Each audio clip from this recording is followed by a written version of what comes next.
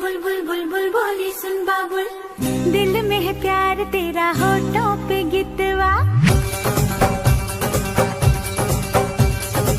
दिल में है प्यार तेरा होठों पे गितवा, झूठ बोले जो उसे काट खाए बिछुआ, रब दी कसम सच बोल मेरे मितवा। হ্যালো গাইস, আসসালামু আলাইকুম। It's me Naimani. গত একটি ব্লগে আপনাদের এত ভালোবাসা পেয়েছি, এত পরিমাণে কমেন্ট, ভালো ভালো কমেন্ট পেয়েছি যা আমাকে মুগ্ধ করেছে। একটা মেয়ের জীবনে যতই স্বপ্ন থাকুক না কেন, যতই বড় বড় চাহিদা থাকুক না কেন, তার সবচাইতে বড় স্বপ্ন এবং শখ হচ্ছে তার বিয়ে নিয়ে। একটা মেয়ে যখন প্রাপ্তবয়স্ক হয় তখন তার চিন্তা ভাবনা সংসার, বিয়ে, হাজবেন্ড নিয়ে থাকে।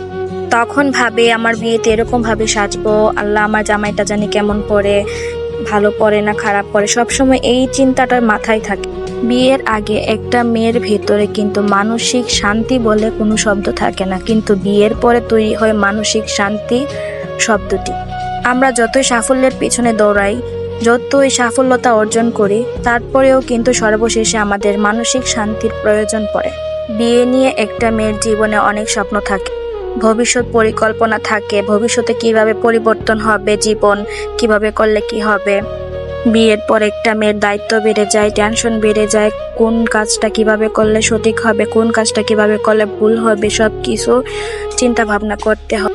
আমরা মেয়েদের জীবনকে যতটা সহজ মনে করি ততটাই কিন্তু সহজ নয়।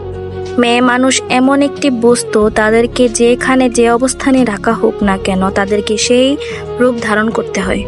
মেয়ে মানুষ আত্মত্যাগী, খুবই অদ্ভুত তাদের জীবন, তাই না? তা না হলে কিভাবে পারে জন্মের পর থেকে 20-22টা বছর বাবার বাড়িতে কাটিয়ে এত সুন্দর মায়া ত্যাগ করে অন্যের বাড়িতে চলে যাওয়া? মেয়ে মানুষ হলো মাটির মতো, আর ভালোবাসা হচ্ছে পানি। মাটি আর পানিকে দিয়ে যে রূপ ধারণ করে মেয়ে মানুষ সেরকম ভাবেই থাকে। যাই হোক, অনেক কথা বলে ফেললাম মেয়েদেরকে নিয়ে, আপনারা আবার মনে কষ্ট নিয়েন না। আসলে মেয়েদের জীবনটা খুবই কষ্টকর, তাই না? অনেক কঠিন, আবার কষ্টের, আবার অনেকের সহজের মতো। রাতে টিউশন শেষ করে চলে গেলাম আমার আম্মুর মামাতো বোনের মেয়ের গায়ে হলুদে। তেমন করে সাজুগুজু করে যাইনি, হালকা নর্মালভাবে গিয়েছিলাম দেখার জন্য। গত একটি ব্লগে আপনারা আমাকে এত সাপোর্ট করেছেন, এত ভালো কমেন্ট করেছেন। আপনাদের সাথে একটু করে হলেও ভিডিও শেয়ার করব। সবাই সাপোর্ট করবেন, ভালো কমেন্ট করবেন।